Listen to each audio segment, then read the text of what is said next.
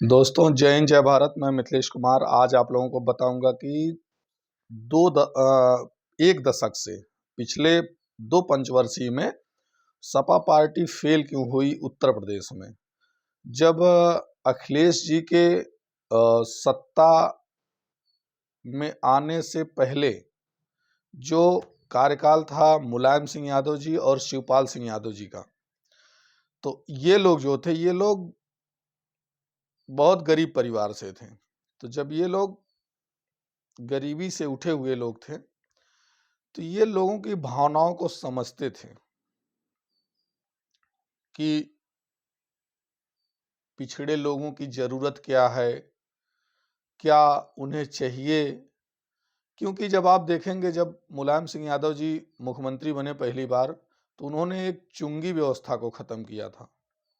चुंगी आप लोग जानते होंगे कि रोड पर जब आप निकलेंगे तो करीब 5 किलोमीटर 10 किलोमीटर बाद एक लकड़ी का जो है, बांस का या लकड़ी बड़े सफेदे का जो है, गिरा कर पैसा वसूला जाता था टैक्स के रूप में।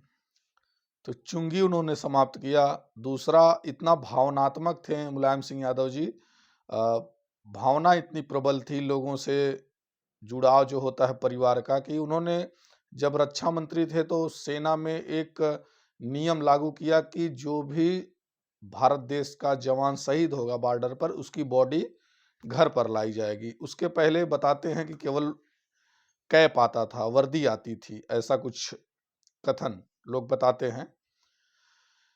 तो जब अखिलेश यादव जी विदेश में पढ़े तो राजनीति में इतने असफल कैसे हो गए। वो बनी बनाई सत्ता उनको मिली,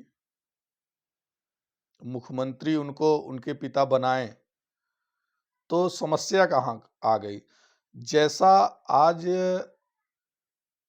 लोग कर रहे हैं, भाजपा के लोग, जैसे अगर बाहुबलियों की लिस्ट जब वायरल हुई थी तो ठाकुर बिरादरी से जितने बाहुबली थे, ठाकुर बिरादरी से जुड़े हुए नाम जिनका सिंह आता था, एक लिस्ट करीब 6 महीने पहले खूब वायरल हुई। तो आप देखेंगे पाएंगे कि कुछ कार्रवाई नहीं किया योगी आदित्यनाथ जी ने उन लोगों के ऊपर। कारण कार्रवाई हुई तो आजम खां जी, मुख्तार अंसारी, अतीक अहमद और भी जो सिंह बिरादरी से हट के थे, उन लोगों के ऊपर कार्रवाई हुई। ये गलती जो है अखिलेश यादव ने कर दी थी। जब वो नए नए राजनीति में आए तो एक चर्चा जो गाहे बगाहे सबके कानों में चलती रहती है कि सपा बाहुबलियों को टिकट देती थी। शिवपाल सिंह यादव जी टिकट तय करते थे और टिकट वितरण उनके मन मुताबिक किया जाता था और सीटें निकाली जाती थी। लेकिन जब अखिलेश यादव जी आए तो उन्होंने ये सुना कि राजनीति में कुछ गलत तरीके के लोग रहते हैं।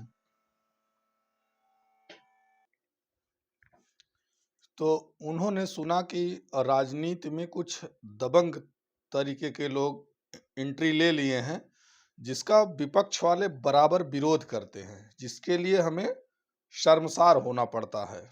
लेकिन उन्हें नहीं पता था कि शर्म और हया बेचकर ही राजनीति की सत्ता की कुर्सी को पाया जा सकता है। नए नए छोकरे विदेश से पढ़कर आए हुए, अनुभव था नहीं इनको जमीनी। तो उन्होंने शिवपाल सिंह यादव जी का और अखिलेश यादव जी का जो झगड़ा था वो इसी मुद्दे पर था, टिकट वितरण को लेकर, जो इतना बड़ा बवाल बना कि 2 पार्टियों का गठन करना पड़ा।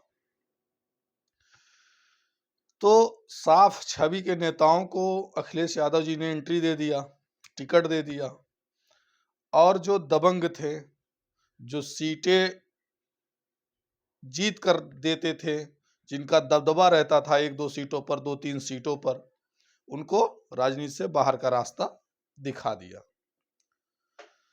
ये कमी की वजह से जो है सत्ता उनको खोनी पड़ी। अब उनको समझ में आ रहा है कि सत्ता पे काबिज पाने के लिए शर्मसार होने की जरूरत नहीं है, शर्मिंदगी झेलने की जरूरत नहीं है। विपक्ष वाले जो उठाते हैं उठाने दीजिए, हमें जो है टिकट अपने मन मुताबिक व्यक्तियों को देना है, चुनना है, चाहे उनकी छवि जो भी हो। बहुत ज़्यादा गलत विचार और छवि के ना हो तो ठीक है। तो ये सबसे बड़ी कमी जो है हमें समझ में आती है पिछले 2 पंचवर्षीय में हार का कारण। और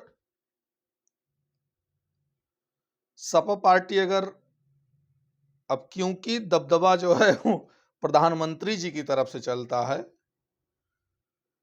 केंद्र तय कर रहा है दबदबा हर प्रदेशों में, तो इसलिए अब इतना जल्दी तो इसको टरकाया नहीं जा सकता। जिसका आप लोग देखेंगे कि ईवीएम, डीएम ये सब चुनावी बहुत बड़े रोल प्ले करते हैं, बहुत बड़ा फैक्टर जो है इनके रोल का हो जाता है जीत और हार में। जब आप कोई सीट 2-4 हजार वोटों के अंतर से हारी और जीती जाती है, तो उसमें इनका बहुत बड़ा दबदबे के बहुत बड़े प्रभाव से पूरे चुनाव परिणाम के नतीजों में बहुत बड़ा बदलाव देखने को आपको मिलेगा। तो राजनीति में ये करना पड़ता है, ये सब करते हैं, सभी पार्टियां करती हैं। और इसकी वजह से जो है समाजवादी पार्टी को मुंह की खानी पड़ी भाई। तो अभी तक ये जो है बात है। इसके साथ ही अपने बात को समाप्त करते हैं। बहुत बहुत धन्यवाद वीडियो में बने रहने के लिए, हमारे विचारों को सुनने के लिए।